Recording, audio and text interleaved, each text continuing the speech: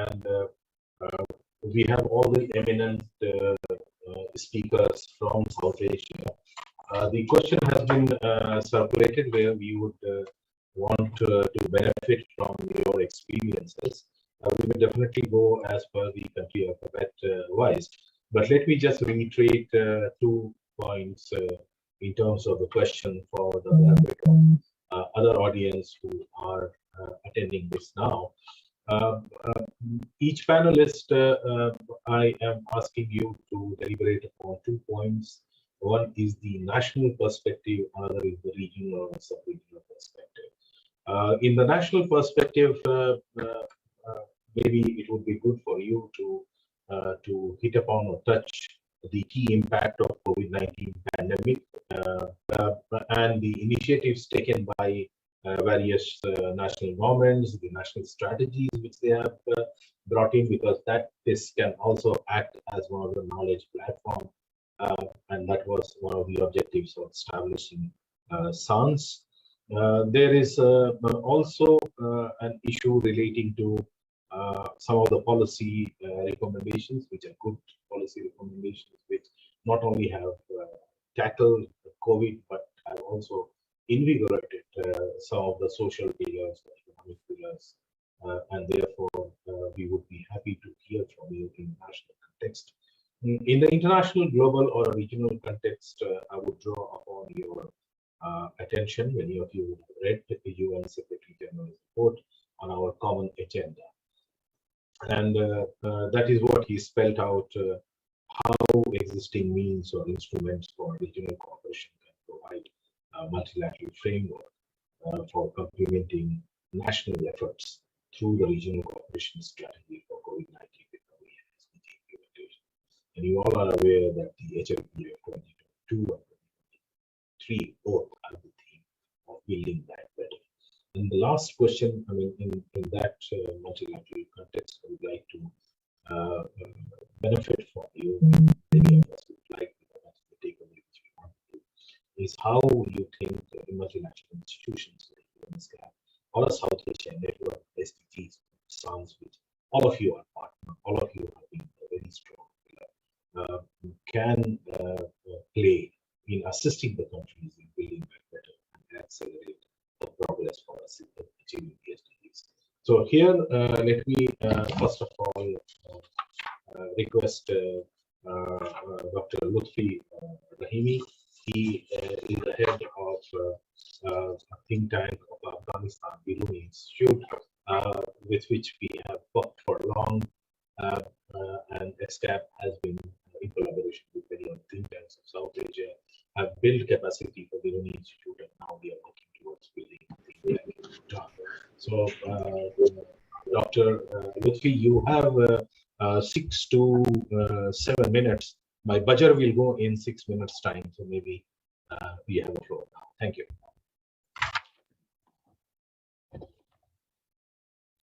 Let me begin by thanking all the colleagues and speakers and SDPI for organizing and giving this platform for discuss SDGs and the impact of COVID. I was hoping we would be under a different circumstances to talk about Afghanistan, but as always, the phrase is that Afghanistan is a special case. And interestingly, I happen to be the first panel, the first speaker in the panel. So with regards to a little bit of background in terms of what has been done, specifically with regards to SDGs, if I can sum it up. We have to put an inflection point in terms of the things that I talk about with regards to progress towards SDGs, and that is August of 2021. So since the Taliban takeover of the government, there is confusion, and these structures have disappeared, and we are still waiting to see what they would do or what would happen. So most of the things that I would say with regards to what has been achieved in SDGs relates to 2001 to 2021 August. And then I'll try to talk a little bit about the second shock as well. So perceived significant achievement, we translated SDGs agenda into policy programs. It was nationalized.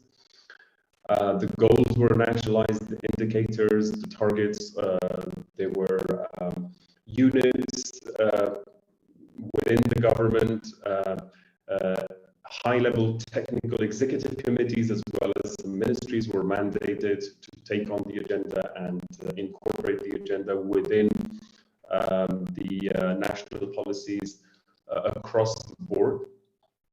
And then policy alignment analyses were taken as well.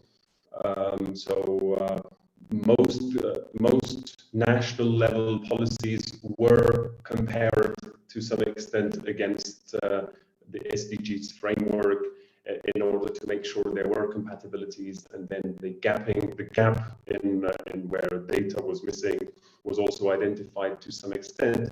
So this was the initial steps in terms of assessing or identifying certain baselines and then finding out where the gaps were in order to highlight that.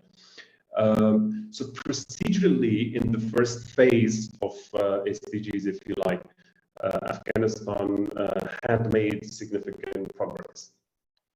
But of course, SDGs is a very comprehensive, all dimensions of life and economy within a country. So if I could just put in some figures, income per capita more than doubled between 2001 to 2021. Life expectancy at birth extended over 9 years.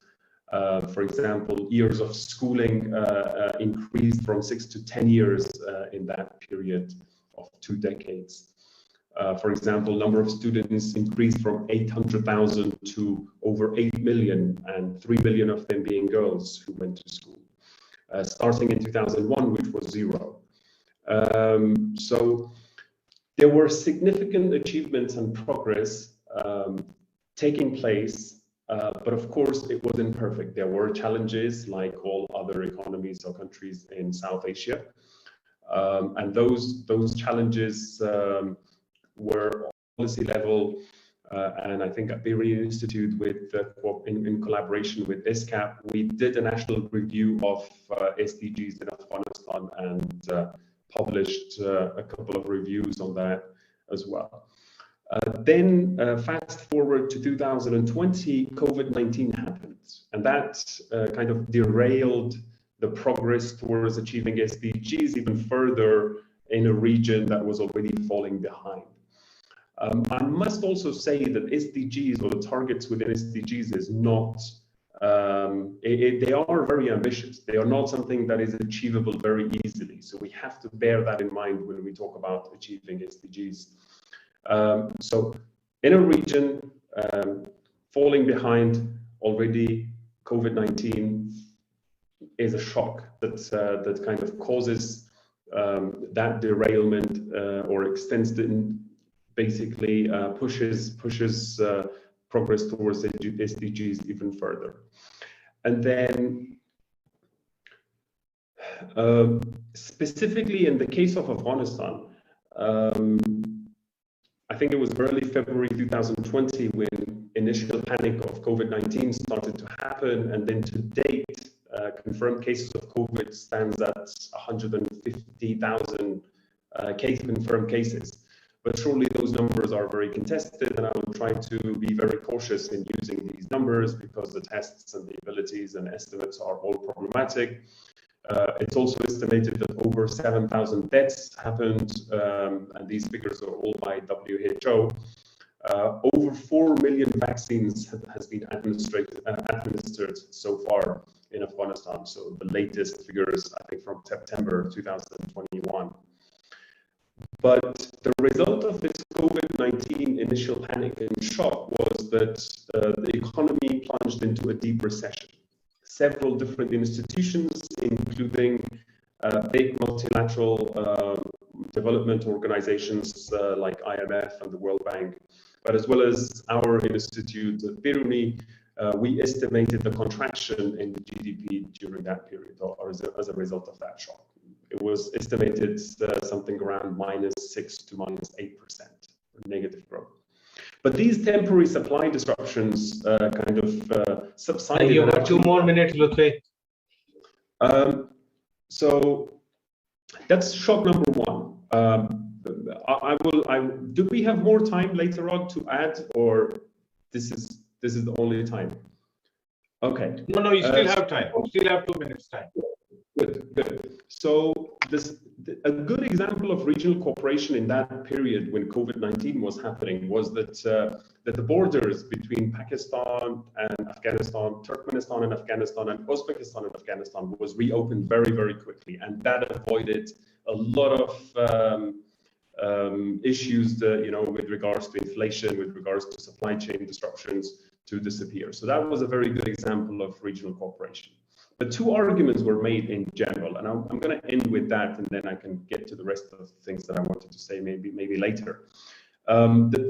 Maybe COVID-19 impacted the already poverty-struck people in Afghanistan less than the rest of the countries in South Asia. And this was an economic argument based on the idea that poor households already have these resilience mechanisms. When you have no income, a shock doesn't really mean that much. You're both mentally and physically kind of ready to appear to kind of deal with another shock.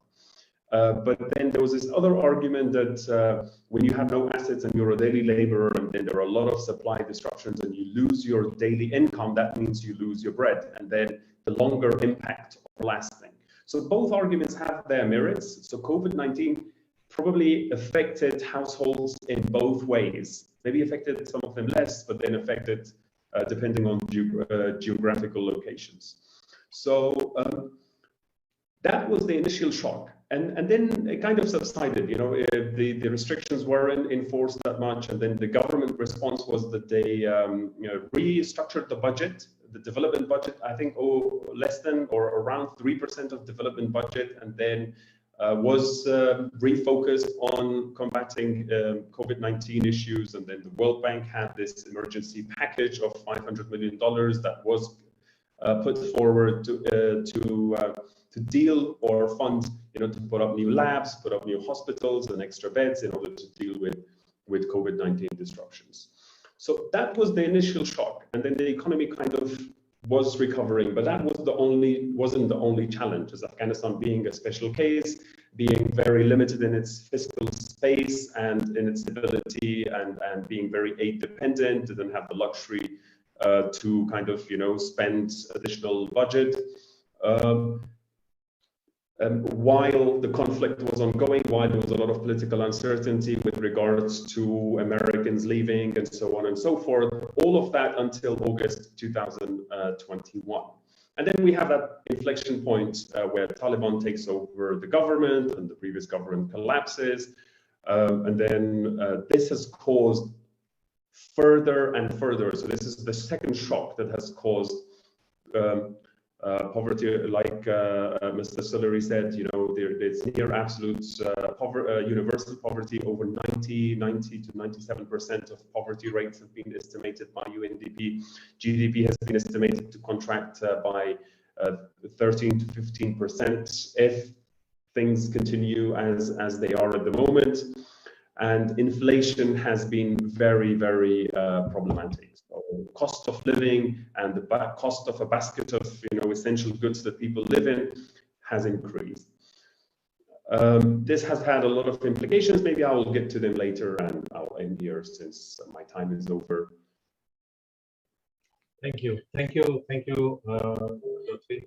We'll be grateful. I'm sorry, but we have all the good panelists, and maybe when the time comes, we can have a second round. Now, before I go to the next speaker, may I take this opportunity also to thank Mr. Riaz Fatihana, and also his suggestion and offer, which we would definitely like to grab and we accept. And I already had a bilateral chat with Dr. Suleri, so we would definitely get in touch with Dr. Suleri and work it on, and I think that would be one of the good things which we can do it.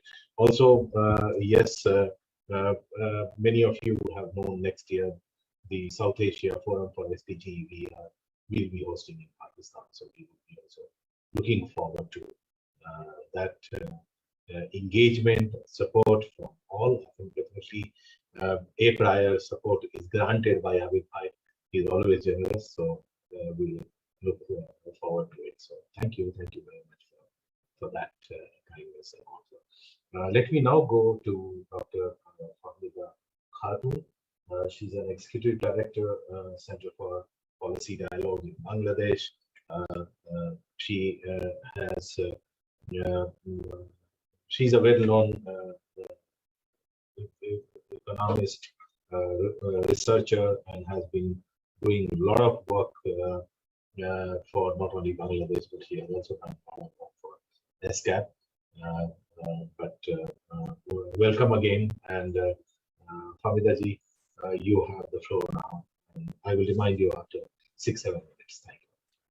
Okay, thank you very much, Dr. Rajan. And I would also like to thank SDPI and UNESCAP for this session. And congratulations to SDPI once again for organizing this annual event.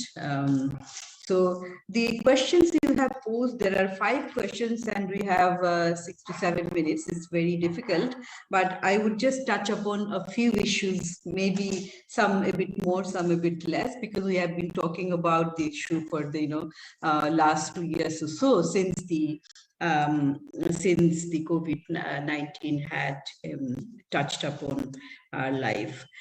So regarding the first question, that is the impact of COVID-19 on economic, social, and environmental aspects of SDGs, as has been mentioned by the previous speakers. The very nature of COVID-19 pandemic had been that it had restricted our lives.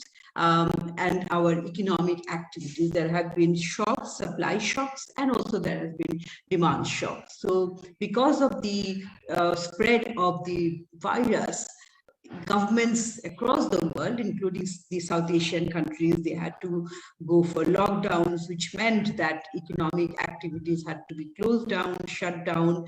The workers, particularly the informal sector workers, they lost their income and employment, and also the businesses, and particularly the small businesses have been affected. And this had also, as I've mentioned, that supply constraint both domestically and also internationally. So it had an impact on the production system itself, and also the supply chain, that is, goods coming from various parts of the country to the markets. Then the other aspect is the demand side aspect, which is also the result of reduced income and employment. So people had less income, less money to spend, so that it had really had an impact on the poverty situation. So several studies have been conducted during the last 2 years, and the basic and the fundamental findings of all the studies is that poverty has increased. The number of poor, particularly those who were just above the poverty line, they have fallen below. And various studies in Bangladesh have shown that the new poor, the number of new poor ranges from 1.5 to 2.5 crores. So there are, of course, disagreement, but there is no disagreement about the creation of new poor. And this related to this is also the issue of inequality, because even before COVID-19, despite having such a spectacular growth in the country, which was about nearly 8%, above 8%, the economy was not being able to generate adequate employment, and inequality was quite high. The Gini coefficient, even the Palmer ratio, all these were quite indicative of the high inequality. So in case of economic SDGs, I would say that many of the achievements have really been, even if it is not reversed, but it has been affected, and it will take many more years to come back to the previous situation. The second aspect is the social impact, which is related to the SDGs 3, health, and SDG 4, education, and also SDG 5, women's empowerment. These are the most important social SDGs, SDGs, social dimension of SDGs. So health has always been a neglected area. And even before COVID, the health services were not adequate to address the requirement of the people. And in fact, out-of-pocket expenditure is quite high. In fact, in Bangladesh, it is highest among South Asian. In South Asian countries, all the countries, out-of-pocket expenditure is quite high, which shows that the public health services are not adequate. So COVID-19 has pointed out that how inadequate and how poor the health services.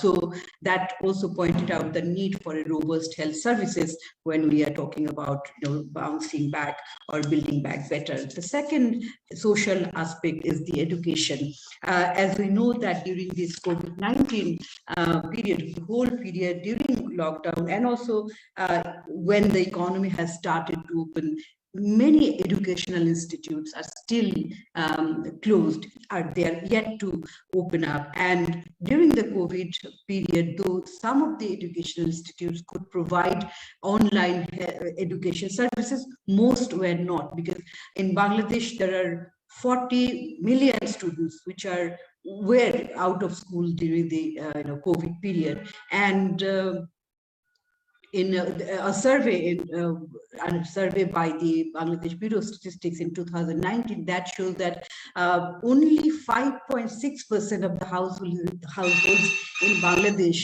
has a computer.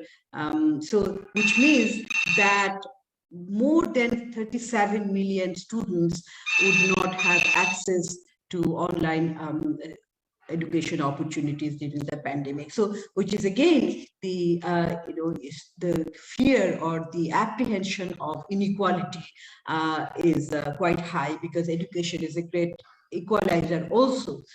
The other aspect, this is related to this one, it emanates from SDG 4, that because the schools were closed, the poor families, in the rural areas, particularly even in the urban areas, in the poor families, while the boys were sent out for looking for livelihoods, looking for income, the girls were married off. The poor families felt that it is a burden, and also, not only economically, but also socially. Keeping a girl just sitting idle at home, it is not also quite safe. And economically also, they don't want to take the burden to feed another mouth. So the rise of girl child's marriage, wedding had increased, which has a significant impact on not only on the gender parity in education at the primary level, and also at the higher secondary level, but also the maternal health and also the child mortality, because Bangladesh had done quite well during MDGs and also during SDGs. In fact, just a couple of months, I think a month or 2 months back, Bangladesh was lauded once again for achieving many of the SDGs, and this is quite worrying, because the maternal mortality and child mortality are apprehended to increase because of this. So these are social and economic ones. In case of environmental dimension or climate change related dimension of the SDGs, because of COVID-19, of course, because of lower economic activities or shrinking economic activities across the world, there was a reduction in anthropogenic or greenhouse gas, but it was not enough to meet the global temperature, because the target was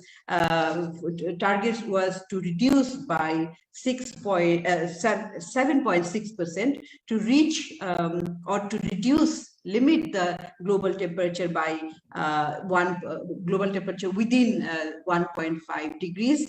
according to the, to meet the Paris Agreement. But during COVID, there was this estimation that in 2020, the reduction was only 6%. So even if we reduce economic activity, there is still a danger of global warming and also high greenhouse gas emission, which means that the impact of climate change is still prevalent. And Bangladesh is at the receiving end of the impact of climate change, and it is committed. It has, though it is a least developed country and it doesn't have to commit for contribution, but it has done the NDCs, nationally determined contributions, voluntarily, and it has identified 5 sectors: industry, transport, energy, land, and waste management. So it is well within the target. But again, I mean, because the economic size of the economy is still low, it is still not a very high energy consuming country.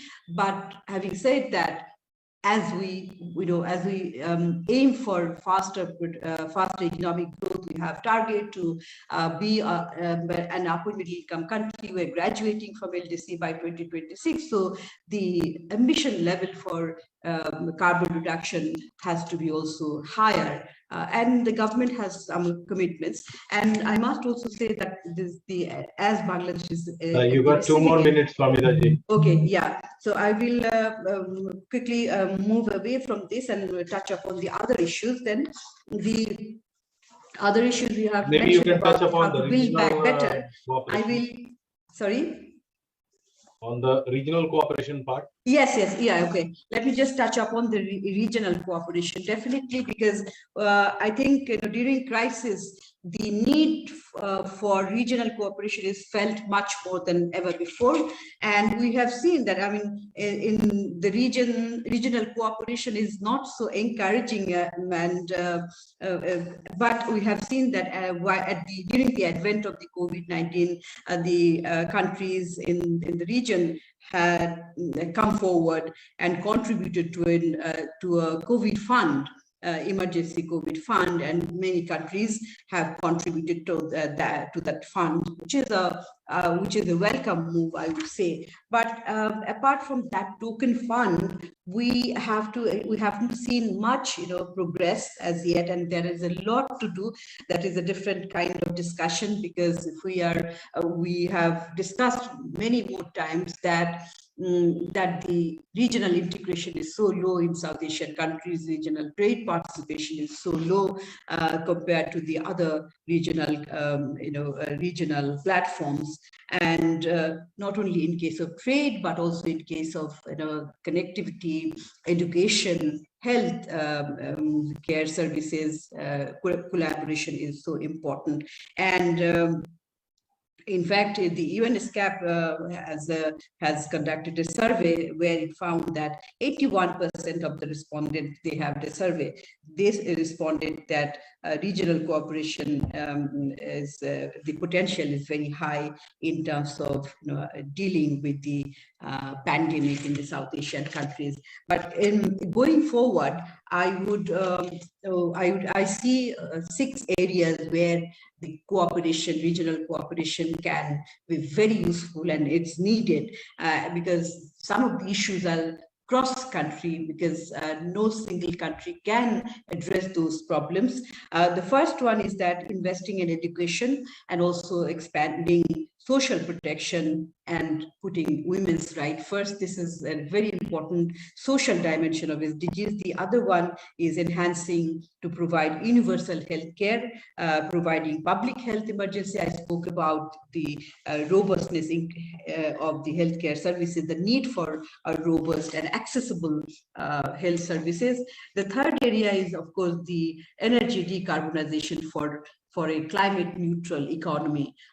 So regionally we can work together. The fourth area is, of course, the strengthening of the resilience of agricultural supply chains, which is very important for nutritional requirement of the people, and also increasing the access to water, sanitation, and also reducing the negative impact of biodiversity and ecosystem. And the fifth issue, which is important for the region, is that adequate housing to vulnerable people, and also the inequality.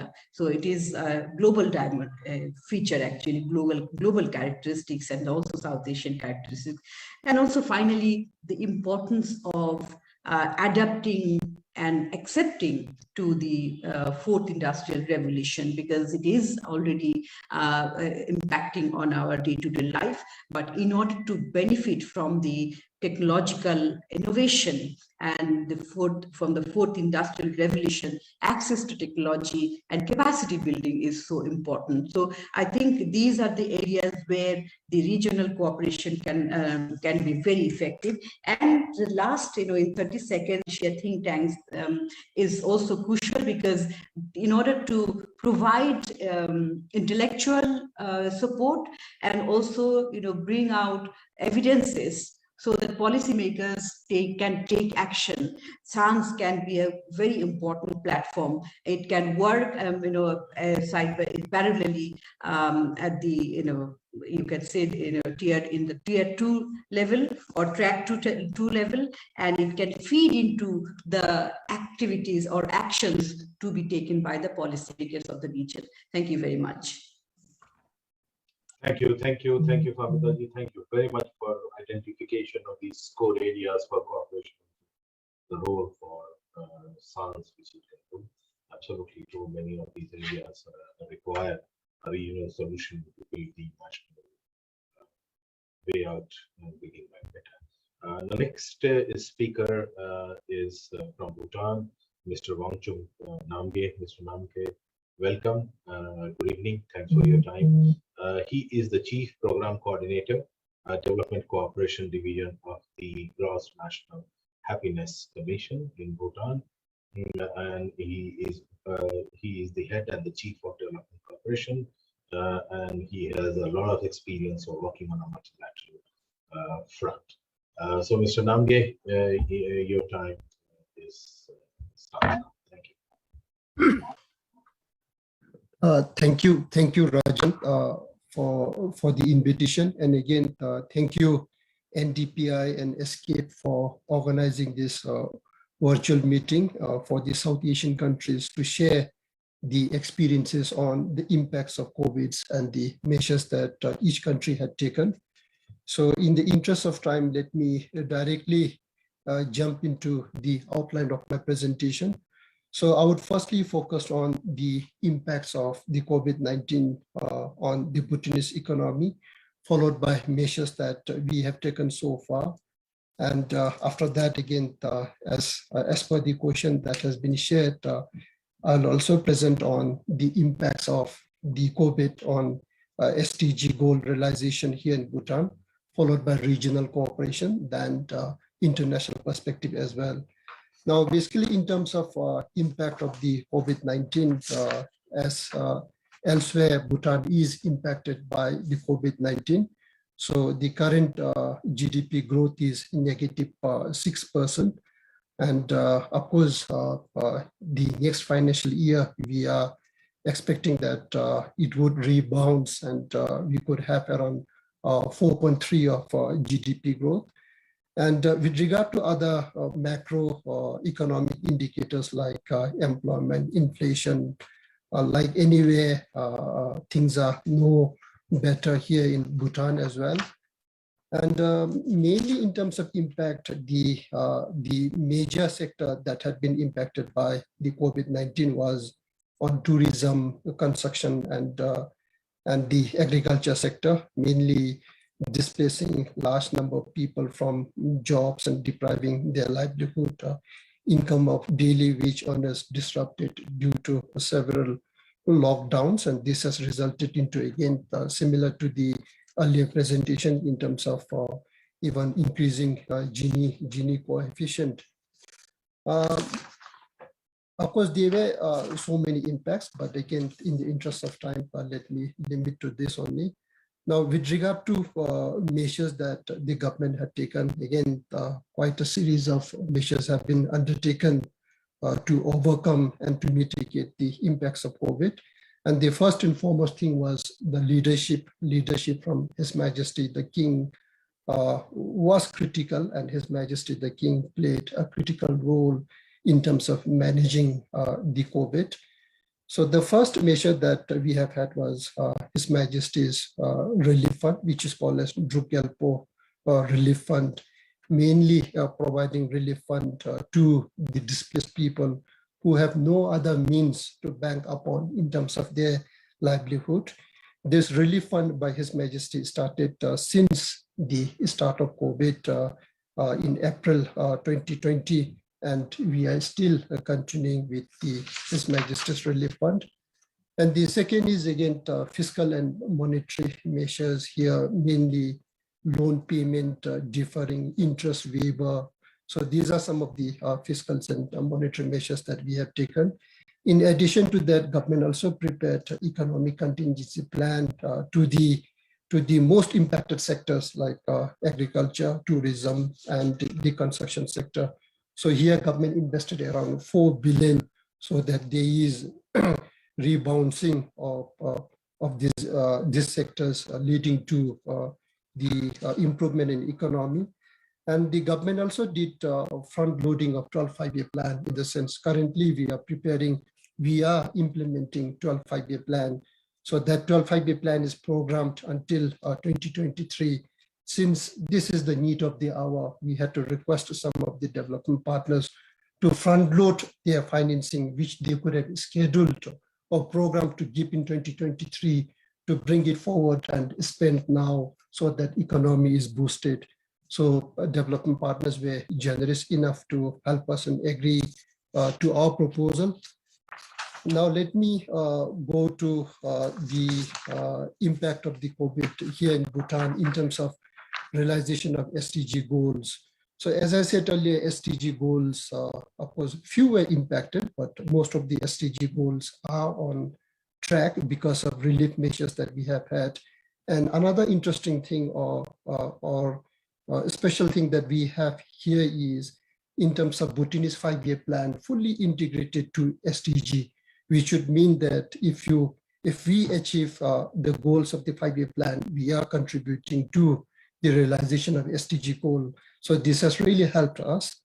So currently, as per some of the assessment done, almost all the SDG goals are on track, except on 4 goals. That is number 1, poverty, which is impacted because of the fact that people are displaced out of work.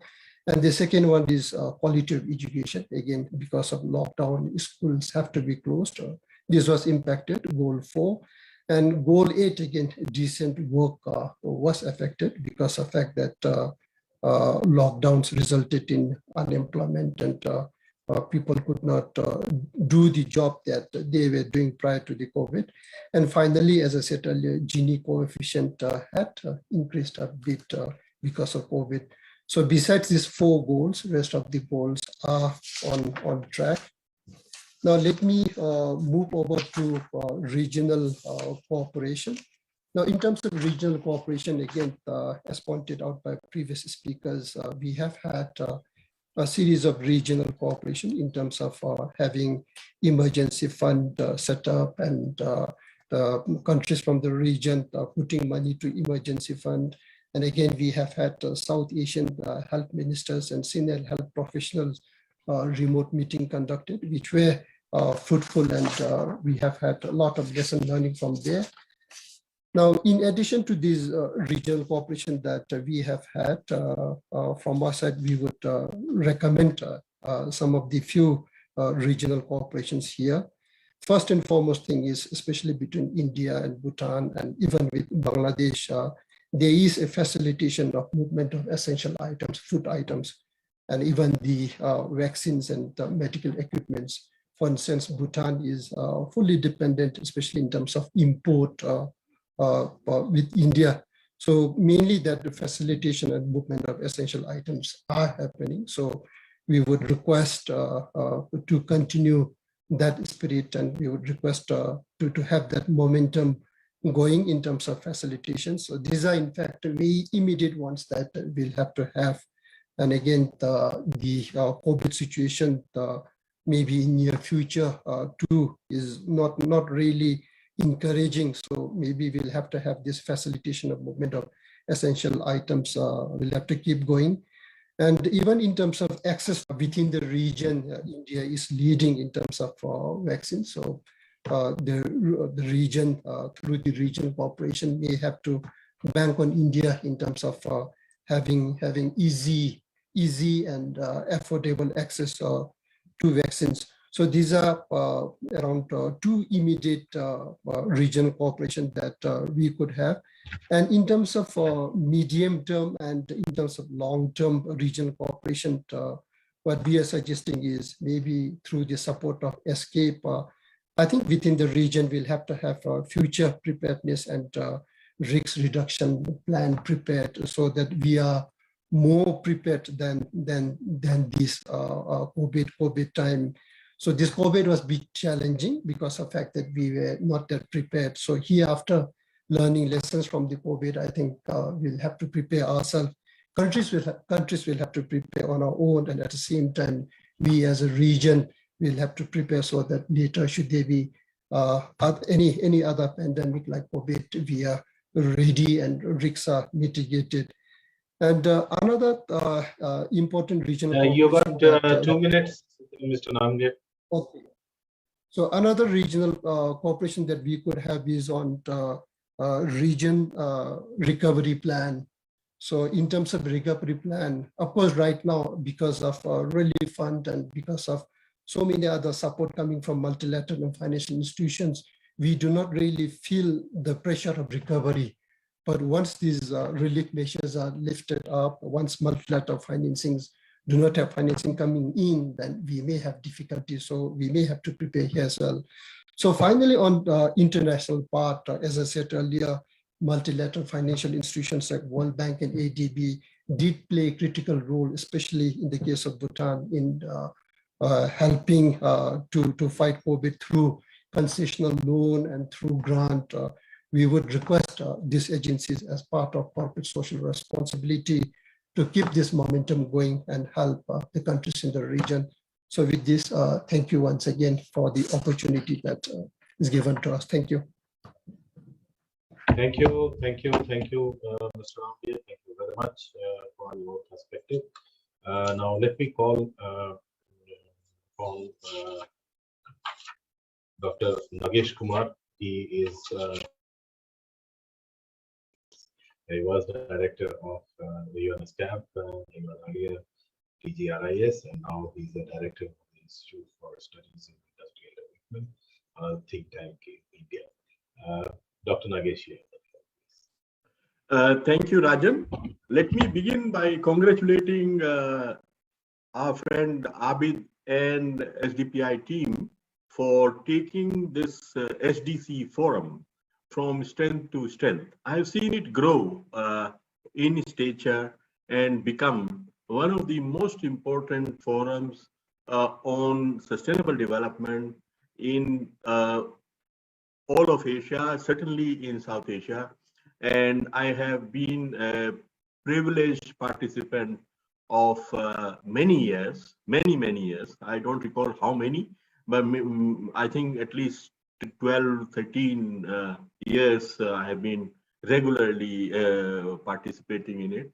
And I've seen how it has become a vibrant forum of discourse among the practitioners, among the academicians, among the think tanks and civil society, to discuss really threadbare, the issues that impinge on sustainable development. So many congratulations, colleagues from SDPI, for making it what it is. And this panel, again, we have been, while I was at UNSCAP, I really thought it was a very fruitful place to hold this panel on South Asia. And I'm happy to see that it is continuing with Adnan and Rajan lending their support to this. So with that, let me just make 3 points. I was telling something about SDPI and the SDC. I don't know if you were connected. So, so I was congratulating you and your team for making what it has become one of the most vibrant forums on sustainable development in whole of Asia, certainly in South Asia, and I have seen it grow in stature over the years. Now, coming to the panel, I'm just making, I'll just make 3 points in the short time that we have to respond to some of the questions which were posed for us. So first of all, like everybody and every country in the region, India was affected very badly. In fact, India saw a very serious contraction, first in the 40 years of 7.4% last year in 2021, and because of the lockdowns. And it was not that 7.4% across the board. Some sectors were really badly affected, including MSMEs, which are, as you know, backbones of every economy in South Asia, including India. So millions of workers were rendered jobless, poverty increased, and unemployment increased. Food security became a challenge, and number of SDG parameters, number of SDG targets and indicators suffered. So this is something which we all have witnessed, and so India, it was a very painful time to see the economy contract by 7.5% last year.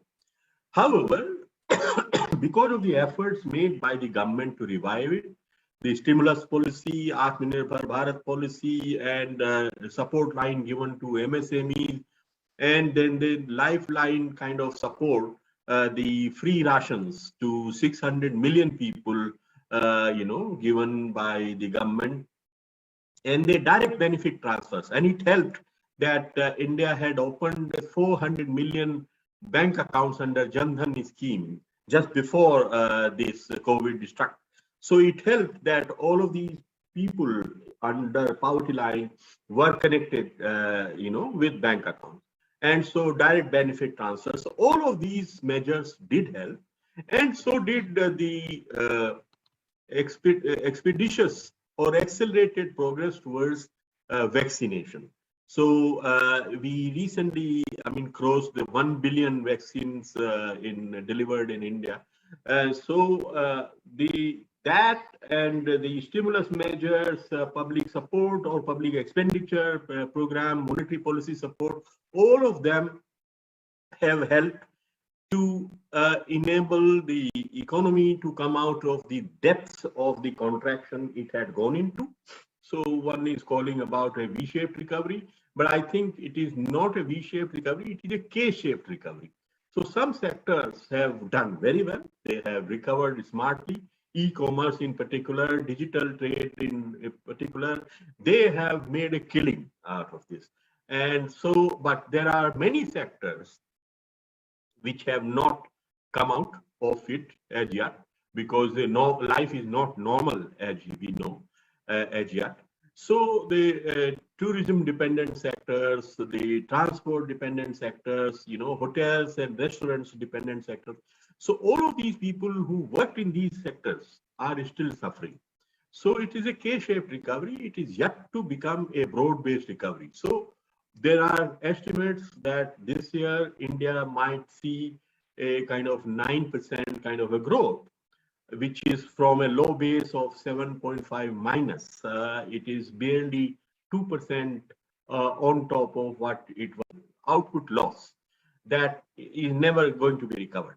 But yes, one can take some kind of a comfort that in Indian economy is recovering from the depth of the recession, and but it is still a K-shaped and not a V-shaped broad-based recovery. And my view is that the fiscal policy support that government started last year needs to continue until this recovery becomes self-sustainable and it becomes broad-based really. So it is premature withdrawal of this fiscal expansion would be not healthy, not good for India. And I think if I'm saying this for India, I'm saying this for all South Asian countries. All South Asian, countries' economies are in a very similar kind of a, state. So I think it's a very general point one can say, which holds good for any South Asian economy. The second point I want to make that because the size of budgets or public expenditure has been expanded and it will have to remain like this for a while, there is no reason why it cannot be combined. These stimulus measures could not be combined with the SDG target and achievement kind of efforts. So, we need to strengthen our health system, which is also an SDG goal. We need to close the gaps in infrastructure, which is also SDG goals. And we need to find jobs for everyone who has been affected. This is also an SDG goal. Inequalities have risen because some vulnerable sectors got a bigger hit than others. And so inequalities have increased in a big manner. So social protection needs to be really expanded in a very big manner. And this is something which is part of SDG targets also. So I think this building back better recovery strategies are actually very close to the SDGs in South Asian context. There is hardly any difference. There are two sides of the same coin. And so more, human-centric, people-centric programs that we have, it would be helpful for SDGs. And this is a good time to close some of those gaps in social and physical infrastructure, which will be of lasting value for SDGs and also speeding up the recovery. So I think this is a great time that governments get together to achieve and focus on building, social and physical infrastructure and close the gaps in social and physical infrastructure, expand the coverage of social protection, which has been very low in South Asia, all countries included except perhaps Maldives and Sri Lanka. And India particularly, I think, and Famida spoke about Bangladesh. So it's the same ball game. So we need to expand the social protection coverage. And this is a very good opportunity thrown by this pandemic to do this. And that can, remain a lasting contribution of this phase of our history. Then the third point, and that is my final point, is about regional cooperation. I think other colleagues have talked about vaccine cooperation and health sector cooperation within South Asia and beyond. That certainly is very important and critical. It should be done. But there are many other issues for regional cooperation that pandemic has thrown before us. One is, of course, the use of digital technology. And there are different countries have innovated different ways of conducting life and business in these difficult times. When we were locked down, we were under lockdown, could not travel, you could not meet with friends, and you could not conduct your business normally. So people have found their ways of conducting business. And so there are many experiments and innovations which have sprung up all across the sub-region, which need to be sort of shared between themselves. So the cooperation in development experiences in handling these situations and digital experiences in particular could be extremely critical. The second thing is that reading, the writing on the wall. So this is the impact of pandemic and the incipient Industry 4.0 revolution, which is suggesting or indicating, early indications are that offshore production, which was offshored from developed countries to developing countries, like garment making, toy making, leather products, this, so all of these labor intensive industries, they're going to be reshored or onshore. They will be produced back in the developed countries in the coming years. So the world trade, the way it supported the expansion of countries like China in the 1990s and early part of this century, that era or that phase is not going to come back. So what I'm saying is, sorry, having some cough. So what I'm saying is that South-South trade, and in particular in South Asia, South Asian trade, we haven't had, we haven't had opportunities to exploit this potential. And in South Asia office of SCAP, we made number of times some calculations. Always we found no more than 1/3 of the total potential was ever exploited. So this is an opportunity which becomes even more critical in these times, in these coming times, that the world trade growth of 10% and above, which supported expansion and manufacturing led development in China and other East Asian countries, is not going to happen again. If at all, the writing on the wall is clear that many of that outsourced production of the past will go back to the home countries or the countries of origin. And so we may see a dip in our exports to them. So as such, world trade has been having very anemic growth since the onset of global financial crisis of 2008-9. And so in last 1 year, it has, very recent times, it has grown a little bit well, but this is because of pent up demand and not a sustainable kind of a demand. So I think the world trade will remain sluggish, and in that context, exploiting the potential or unexploited potential of South Asian trade remains a very important avenue for sustaining our growth in the coming years. So I think we need to mull and discuss, find ways to exploit this potential. How we can do that through harnessing the potential of transport connectivity, surface transport connectivity, as India and Bangladesh are doing, or other ways of bringing down barriers and improving facilitation at the borders. So there are many opportunities available to South Asian countries that has been debated for many years, and so those need to be exploited. And finally, I think this forums such as South Asia, this SDC, South Asia Economic Summits, and the South Asia SDG forums, and then South Asia Network. These forums should be fully exploited for sharing the development experiences in this these times when we need each other more than ever before, and the official sort of process of regional cooperation are not very active.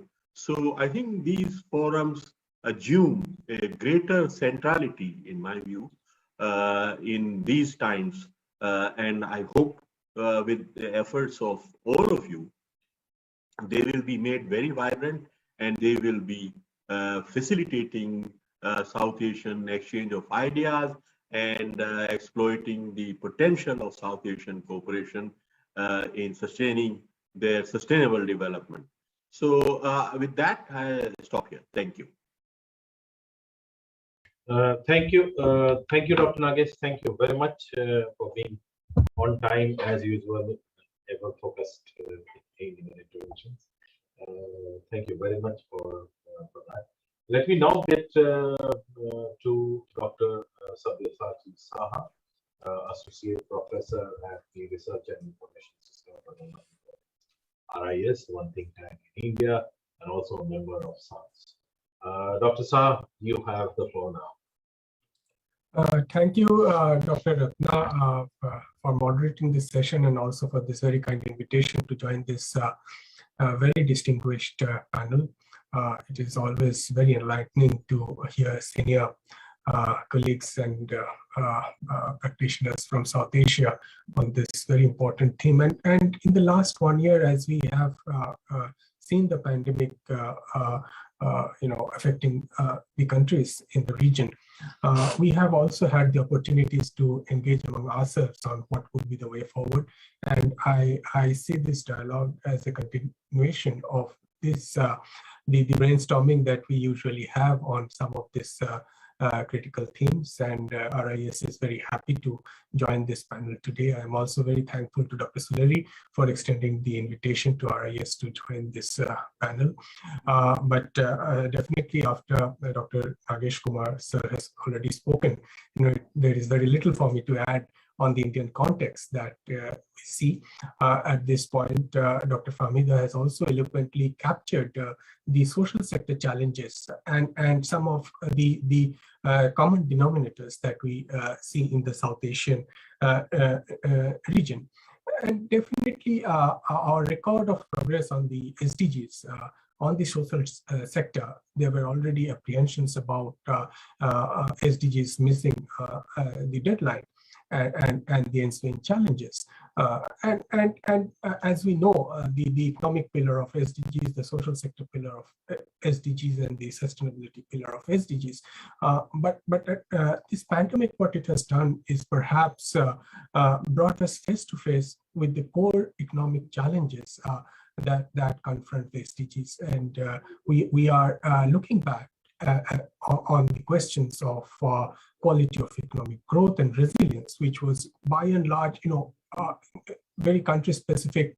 But when a global crisis of this nature strikes, when you see the social vulnerabilities coming up, you look at your level of inequalities that are there in the society. You try to reassess your poverty status. We have seen challenges like reverse migration, which brought us closer to the realities in terms of the vulnerabilities that exist, and also the challenges that are there with a very large informal sector of the economy contributing to whatever GDP growth that you have, despite having a very consistent record of income growth in the past 2 decades in the South Asian region. But at this point, we see very, very different experiences that countries in the region are going through. So one key element of it is, of course, the informal sector in these countries, the priorities in terms of creating decent jobs, and as Sir has already mentioned, about the enormous need for appropriate social security that we cannot neglect anymore. So SDGs 8, 9, and 10 that become very, very important as we also talk about the social sector, but this enabling framework that comes through these 3 SDGs become extremely important. And as part of these SDGs, we know that while we talk about quality of economic growth, there are specific targets that talk about financial inclusion, that talk about MSMEs, that talk about credit facilitation to MSMEs, that talk about bringing the convergence that is needed in terms of manufacturing value added with the countries that are ahead of us. So these are going forward. So by and large, I won't go much into the challenges that are there. It's very well known. A little bit of what India could do in terms of responding to the pandemic. There were short-term measures that India took in terms of, first and foremost, about, as we these days, all in terms of medical supplies, the vaccines, but I also bring in the context of domestic production of ventilators that could be achieved within a very short span, because there was a consortium approach, there was a public-private partnership, government played a facilitating role, and the critical demand and supply gaps in terms of medical devices that were readily needed in case of serious hospitalization, that was sort of domestically arranged. So that gives us a lot of lesson in terms of responding to the pandemic, and also the supply of essential medicines globally. Of course, India had the capacity, but that was not enough. There was thorough stock taking of what India can give to others, and on the basis of that, the program of supply of starting with hydroxychloroquine and other drugs happened. Once the vaccines were ready, there was an effort to share the vaccines with the developing countries bilaterally, also in the region, and also in support of the multilateral efforts that we see through the COVAX on the Gavi partnership.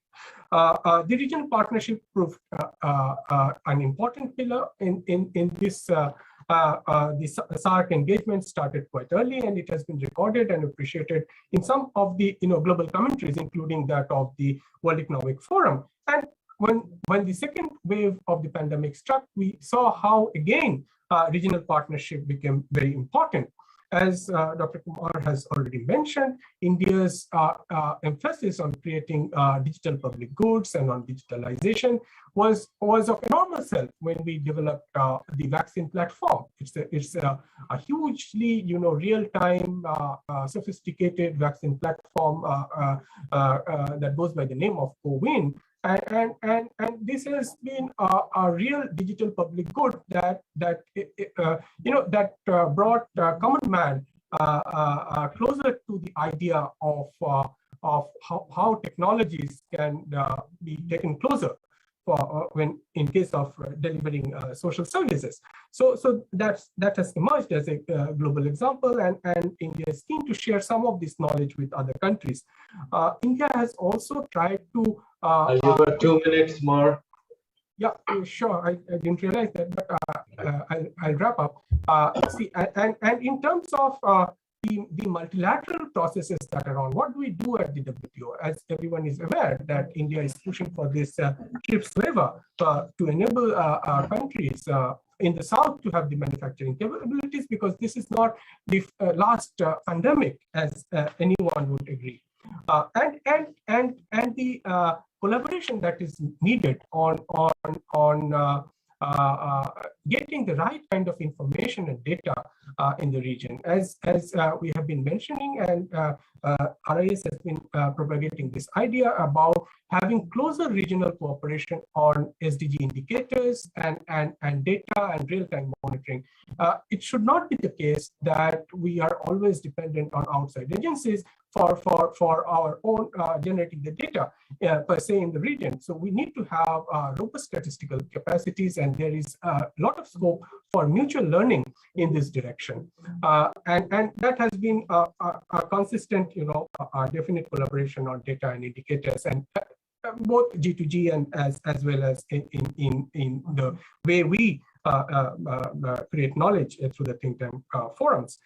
Also, technology won't be a separate entity from development.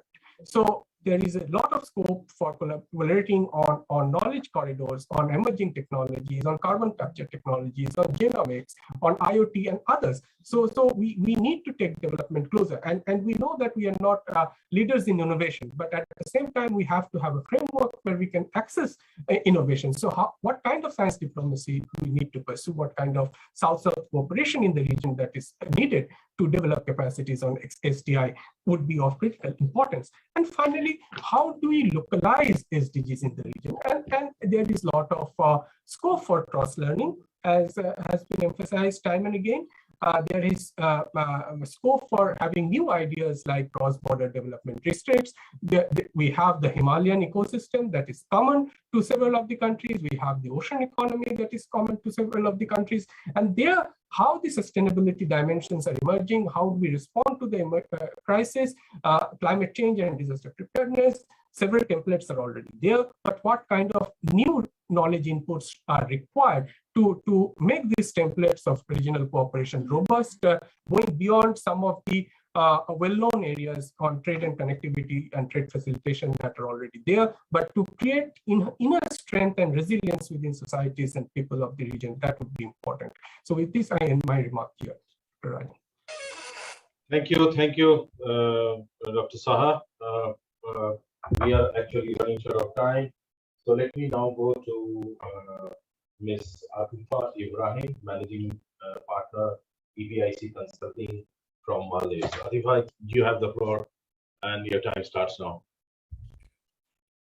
Let me also begin by thanking UNSTEC and SDPI by giving the opportunity to share the Maldives national perspective and contribute to as well as learn from other regional perspectives in this session on the SDGs, progress and challenges in the context of the COVID-19 pandemic. Some of the key impacts of the pandemic for the Maldives on the economic dimensions of SDGs, undoubtedly the pandemic is the largest shock to have ever hit the Maldivian economy, and our real GDP declined severely by 32% last year. This is more than twice the impact estimated for the small island development states, which was estimated to have an average 13% decline. Of course, this decline had a very dramatic impact on poverty, and as per the World Bank estimates indicate that the poverty rate has actually increased from 2019 to 2.1% to last year 7.2%.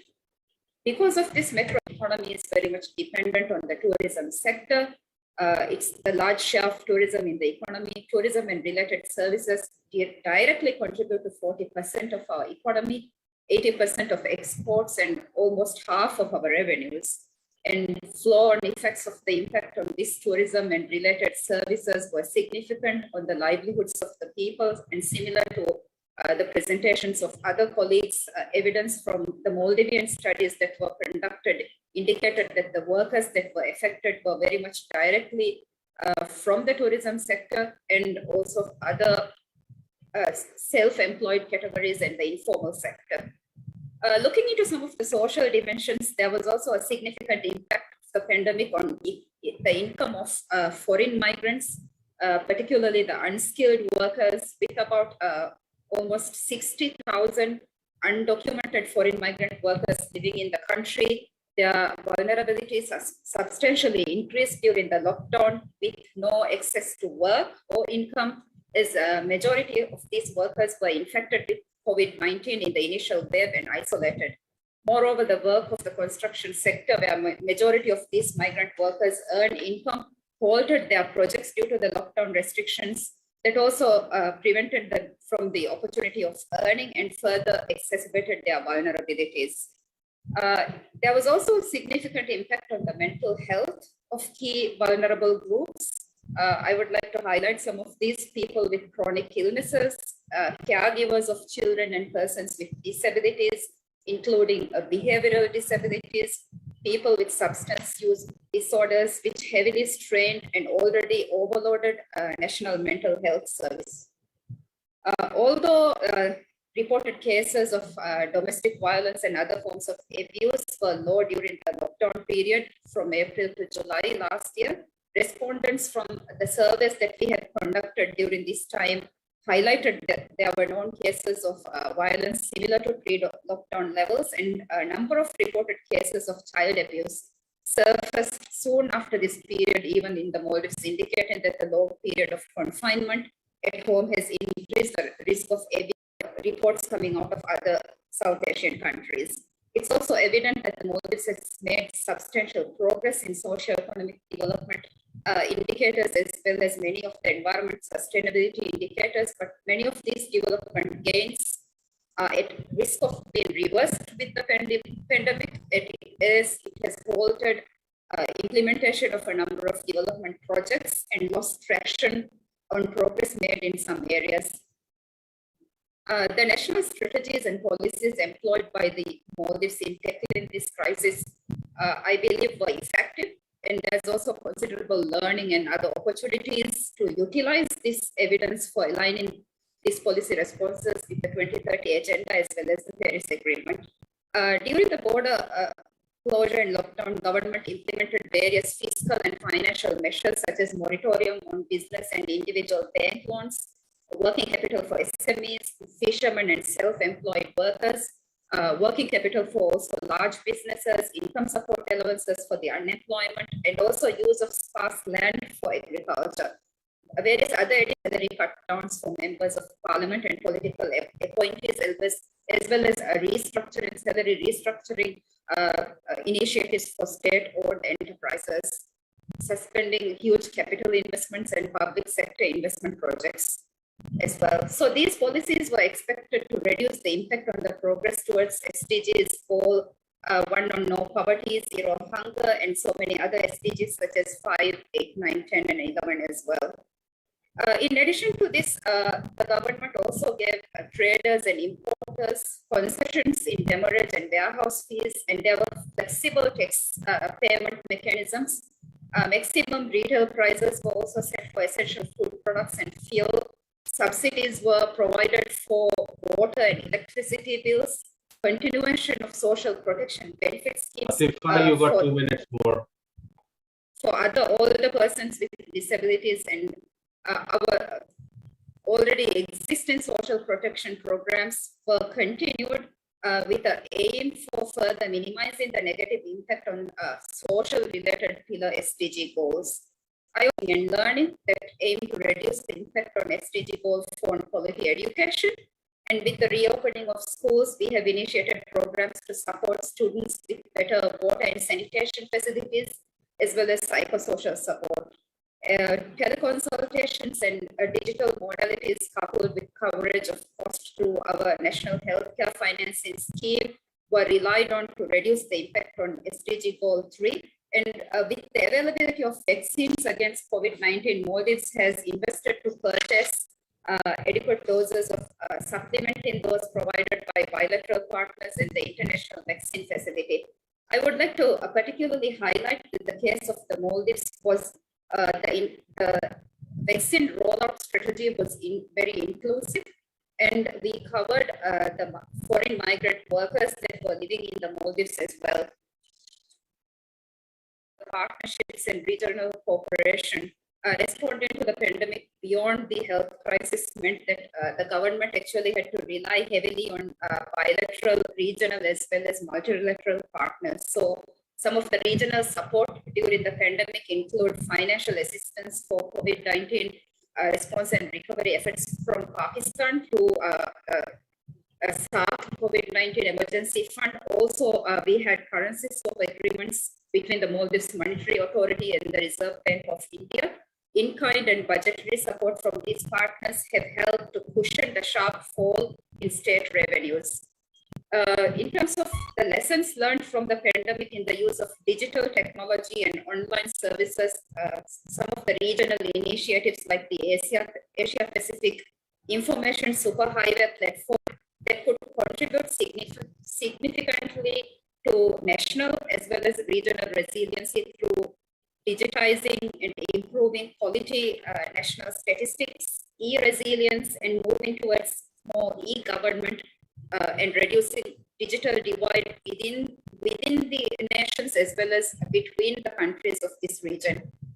Similarly, the framework agreement on facilitation of cross-border paperless trade in Asia and the Pacific provides opportunities for us to implement trade facilitation measures in an innovative way and rapidly transit into a knowledge-based economy. Thank you.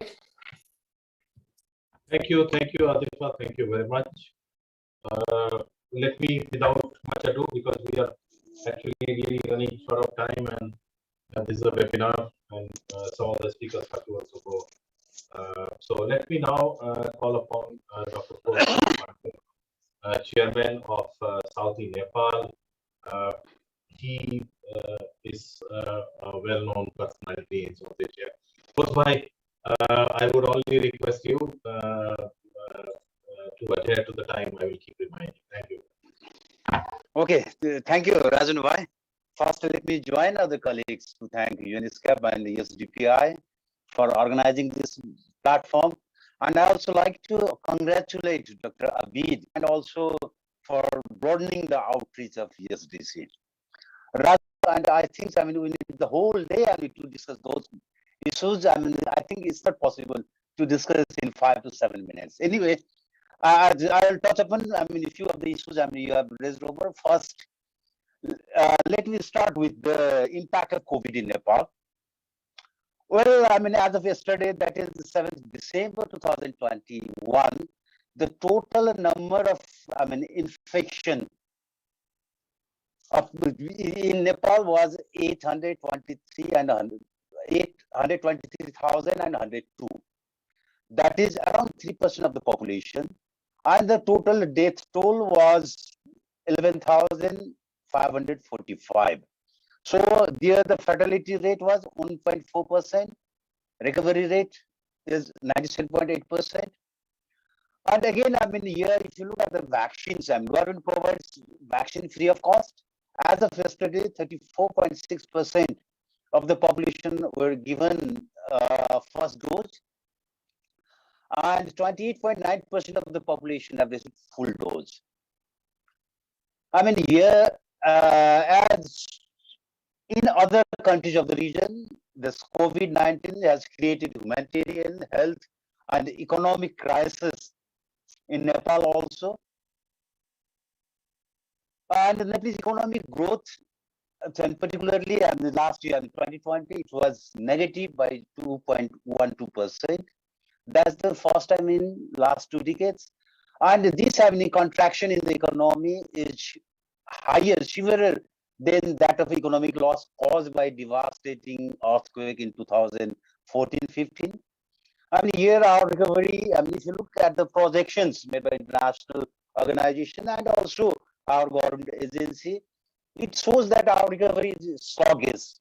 I mean, it just said recovery is in Nepal. And the impact is, and if you look at the population below poverty line, has increased by 1.2 million. That is, I mean, from 5.6 million pre-pandemic level to 6.8 million post-pandemic in 2020. That is, I mean, previously pre-pandemic 18.7% population below poverty line, but because of pandemic 20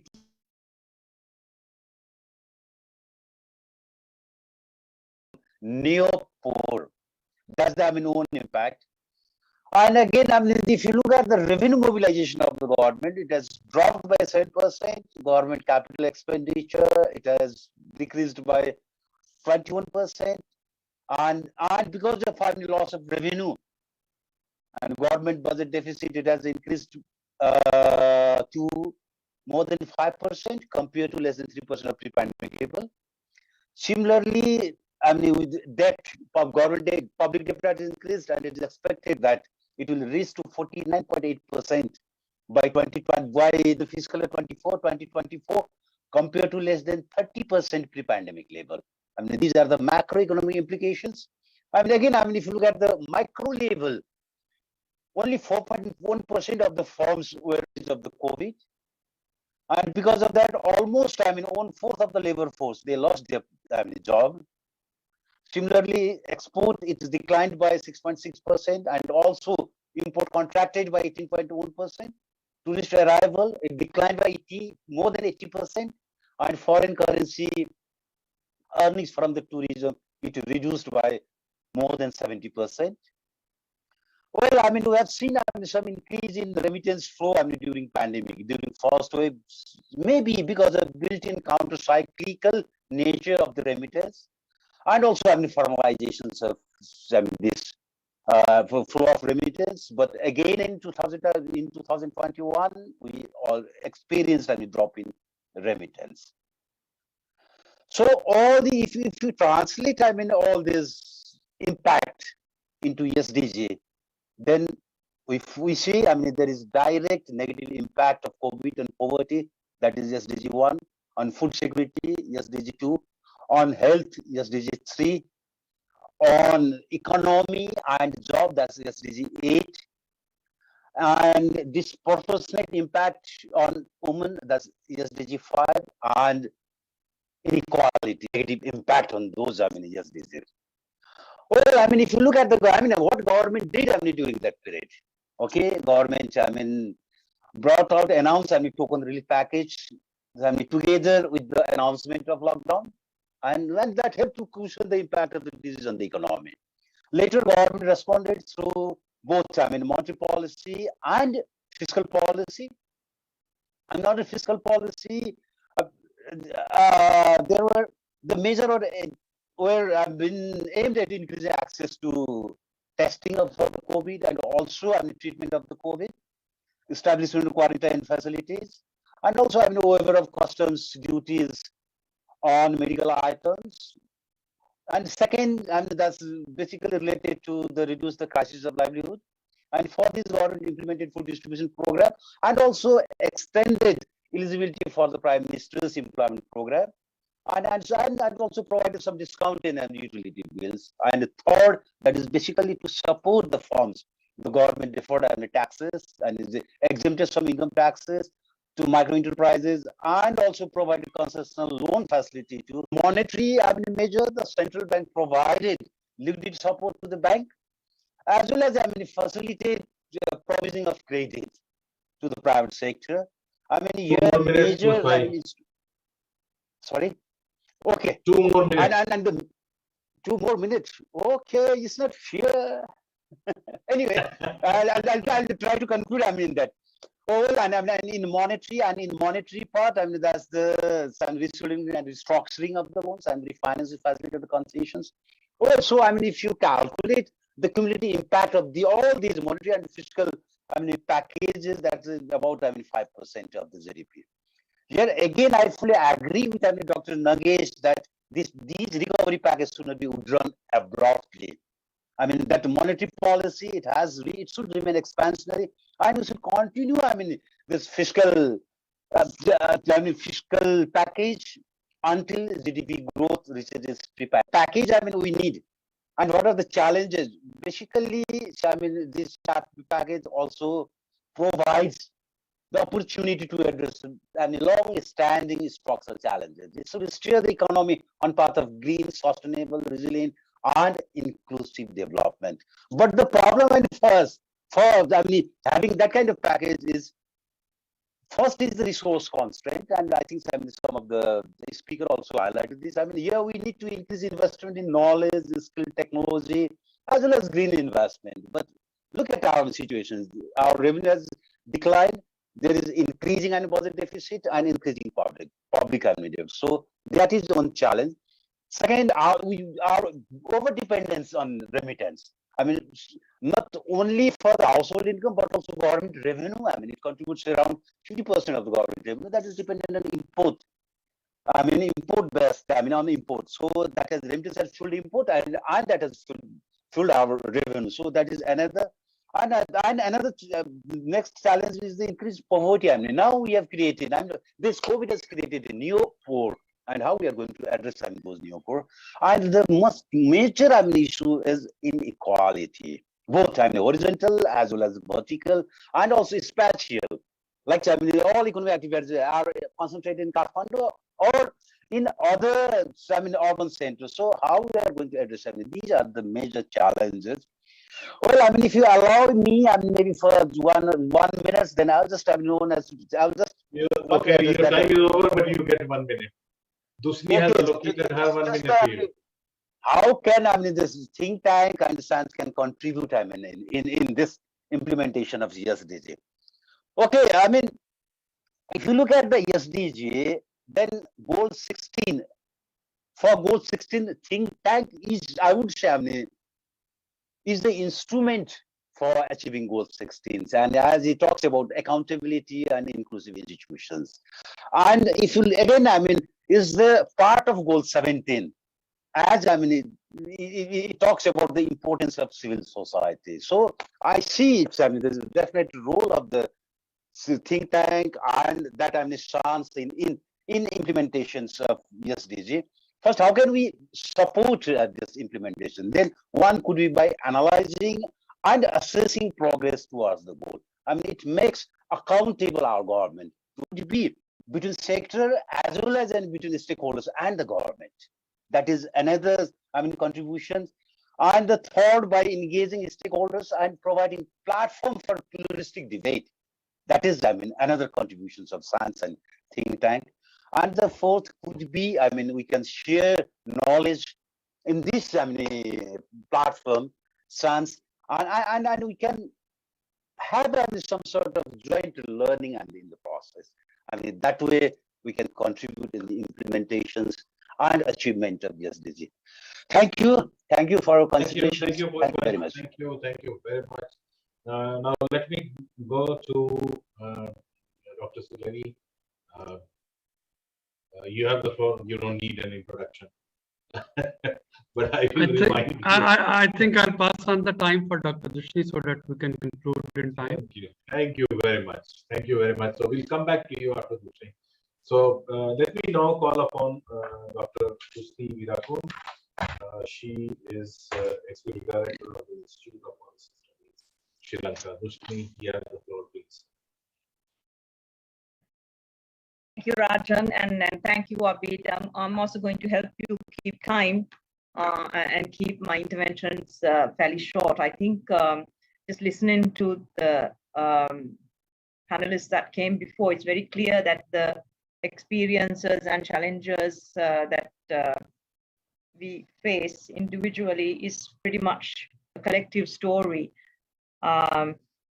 And that most of our countries are seeing a reversal in the progress that we've made to address issues of poverty and inequality over the last decade. And that pandemic outcome, as we start taking stock of the cost, is that we are seeing large numbers being added to existing poverty numbers. I mean, Sri Lanka's case, for instance, the World Bank has estimated that we are going to see our poverty $3.20 rate go up from about 9 to 11%, and that's just pretty much an initial estimate without digging deeper into the numbers. So the problem, as I've listened to all the speakers, is that there have been disproportionate impacts through the pandemic. And now as we come into the recovery phase, what we are seeing in Sri Lanka, for instance, is that we are seeing rising inflation. Price pressures are really high, and it's coming mostly from the food sector. And there again, the poorer households are being impacted far more as their cost of living goes up. So to me, the two questions are, in this precarious sort of situation we find ourselves in, what is the existing countries and even collectively as a region, whether we've thought through how we will wind down the support measures that have been there, and what that might mean for growth, for poverty reduction, as well as for achieving the SDG targets in the next 5 to 6 years. So taking Sri Lanka as an example, I think we are pretty much on a tightrope right now. We have a huge debt problem hanging over our heads. We've run out of foreign currency. Our reserves are very low. So there is a tightening of support measures that have been extended, which were pretty minimal even to begin with. And that means you're cutting down on health spending next spent in 2021. We are cutting down on subsidies and other social expenditure measures, and these will all obviously have an impact on the poor rather than the rich. So in this context,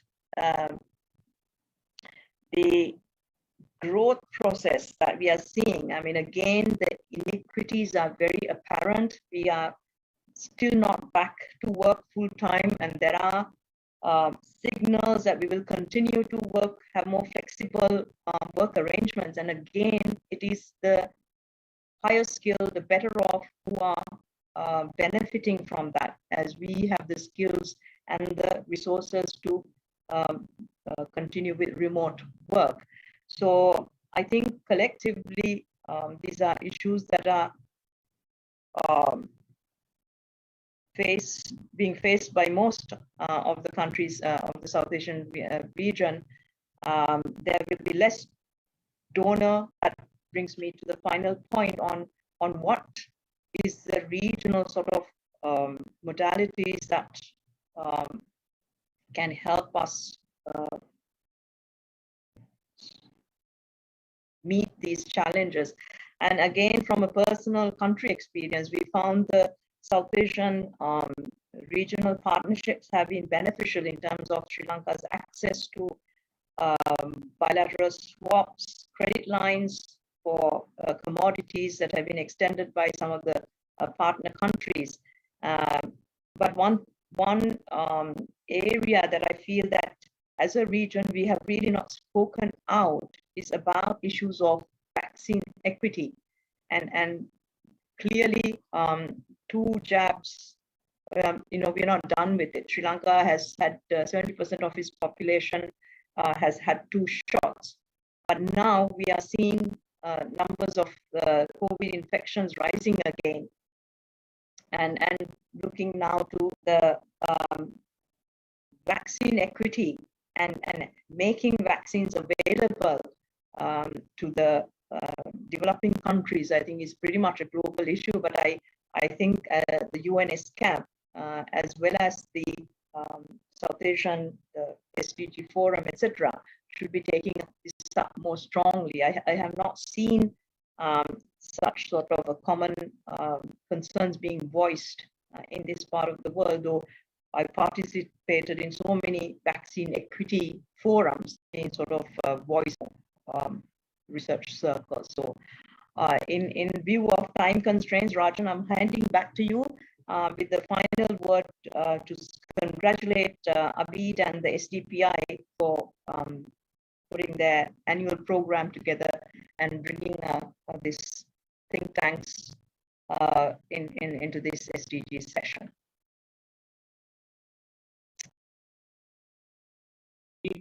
I know there is a next session which will be started by the SDPI, so the time is very short. I'll just take and request all of you, all the speakers, to please open your camera. The host can take one screenshot for the video. So everybody can please switch on your camera on. Lutfi, if you are there, please. Bhai, if you are there, please switch on your camera. We'll just take one shot, and then I give the floor to Abid Bhai because he didn't speak, and he has the right to speak as a co-host as well as one of the panel members and a pillar of SANS. But Imran ji, you can take a picture. You can say 1, 2, 3 so that we all can smile. Okay, on the 3 then. 1, 2, and 3. Okay, so floor. Well, thank you, Rajan, Rakesh, and all the dear peers and colleagues from South Asia and beyond. As I said in the opening, it's always a pleasure learning from whatever peer think tanks they are doing in their respective countries, so that we can capture some of the success stories. But the common message that emerged by the description of K-recovery, in unequal recovery, which is leading to further inequalities, and if that is not addressed, the idea and dream of leaving no one behind, that would affect very badly. But the positive ray of hope within this is that most of the governments, including ours in South Asia, they have learned during COVID that ignoring social sector development is no more an option. So if we were caught without any preparation for pandemic, now for the other emerging challenges which are certain to haunt us if we don't bring our house in order, climate change and water scarcity and health and education and food insecurity and all of this, and especially the erosion of social fabric that may happen if the inequalities in our countries, across the countries and within the countries, if they persist. So the governments, they are focusing on social sector development. And this is where, as a think tank, our role becomes extremely important. We have to come up with the evidence-based policy recommendations and policy solutions to our government and to the regional bodies, condoning and helping, supporting them where they are doing right, and pinpointing them with solutions where we feel that this perhaps we can do much better if we join our hands and if we do it collectively. And during 2021, we work together. I look forward to keep on this shared spirit of working together in year 2022 and beyond as well. Thank you, Adnan and Rajan Bhai, for organizing this session with the STC. Thank you, Rajan Bhai. Thank you very much. And let me thank all the panelists for this. I am not going to summarize. I know there is a pressure for the host for another session. But definitely it was a great experience to have listened to all of you, and some of the pointers which have been made will carry it forward in 2022 to work with SANS and work with follow-through. And of course, we will be in 2022 doing our South Asia Forum, Pakistan. Inshallah, that will be